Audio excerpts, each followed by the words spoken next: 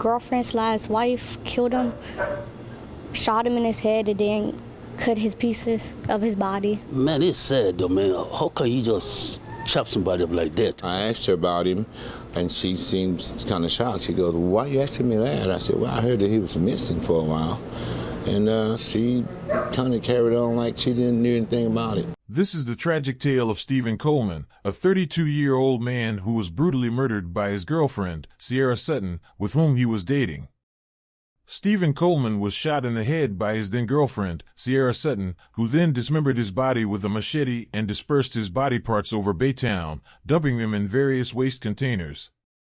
Before we begin this video, we would like to express our deepest sympathies to the family and friends who were severely affected by this horrible crime. We would also like to send condolences to Stephen's family and friends.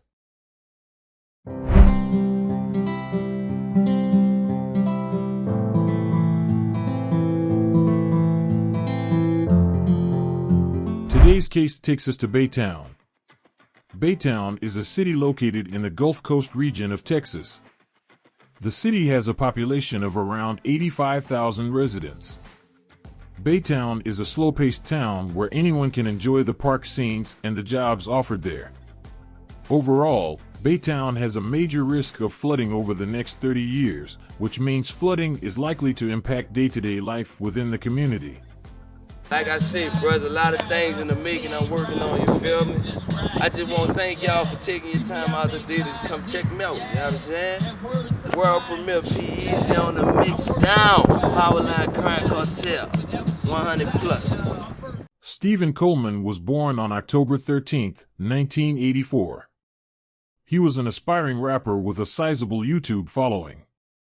Stephen enjoyed composing music, and it was a calling for him, as seen by his enthusiasm for it. People who knew him described him as a cheerful individual who enjoyed having a good time. Stephen later began seeing a woman named Cierra Alexis Sutton. Ciarra was born on May 2, 1987. She was a single mother with a 10-year-old daughter. She was also working as a veterinary technician.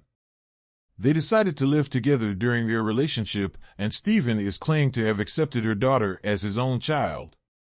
People who knew them say they were constantly fighting and arguing. They were like in the middle of the parking lot, kind of, and he had her pinned down. Pinned down on the ground? What was he doing? He had a belt around her neck. But all changes when Stephen's friends and family are unable to reach him on the phone for several days. This was extremely unusual for him, as he never missed work. Workers at the Baytown dump, on the other hand, made a grisly discovery when a worker was in a tractor pushing debris and uncovered a torso. They called the cops after making this horrifying finding. The torso was discovered to belong to an adult male, however the identification of the male who was slain could not be determined. Ciarra went to the police station to file a missing persons report before Hurricane Harvey hit. Her boyfriend Stephen had left the apartment 2 days before and had not returned. He wasn't answering his phone or replying to anything on Facebook, she stated. Hurricane Harvey then makes landfall in Texas, killing more than 70 people. Stephen's family then filed a missing persons report after not hearing from him for several weeks. The cops discovered Ciarra and her daughter were also missing while searching for him.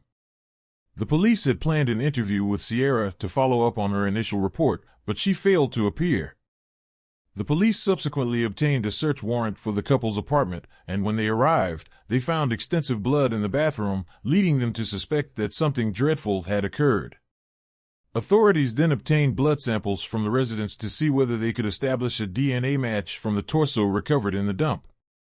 After the examinations, they picked out Stephen, and they began looking for Ciarra, only to learn she had gone to Louisiana. When the police arrived to Louisiana, they found out that Ciarra had told a friend about what she had done to Stephen. Ciarra and Stephen had an argument on the evening of August 16th, after which her boyfriend went to bed, and when he fell asleep, she shot him in the head. In an attempt to conceal the body, she discovers that he is too heavy for her to move, so she decides to hack him with a machete. She then wraps the pieces, loads them into her car, and travels about town, depositing them in various trash. On August 22nd, a male torso was discovered in a Chambers County waste that collects trash from Baytown and Pasadena. Investigators discovered Ciarra was still using her boyfriend's credit card at Walmart after Stephen went missing. She was also seen on camera using Coleman's card to purchase duct tape and a mattress pad. Witnesses spotted Ciarra and another man moving items on August 20th.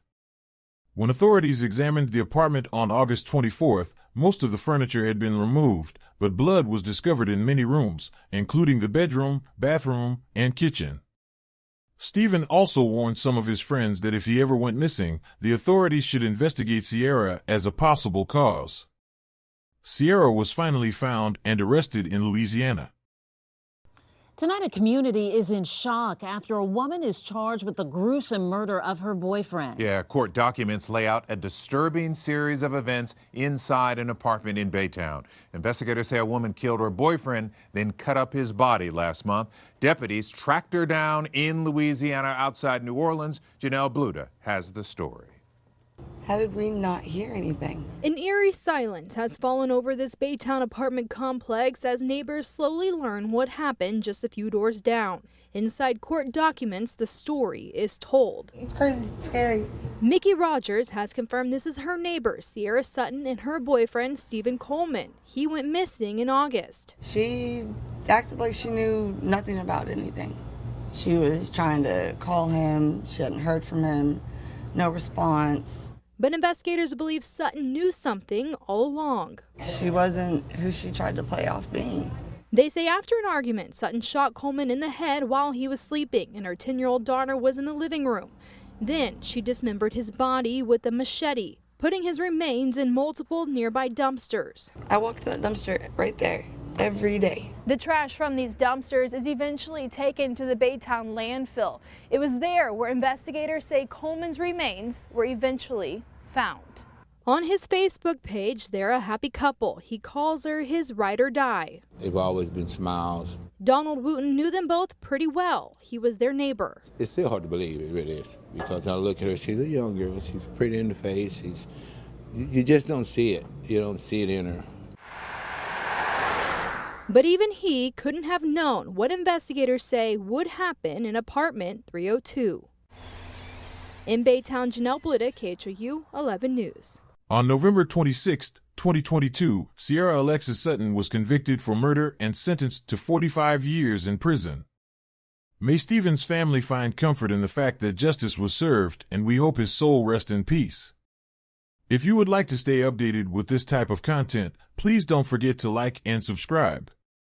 See you on the following video.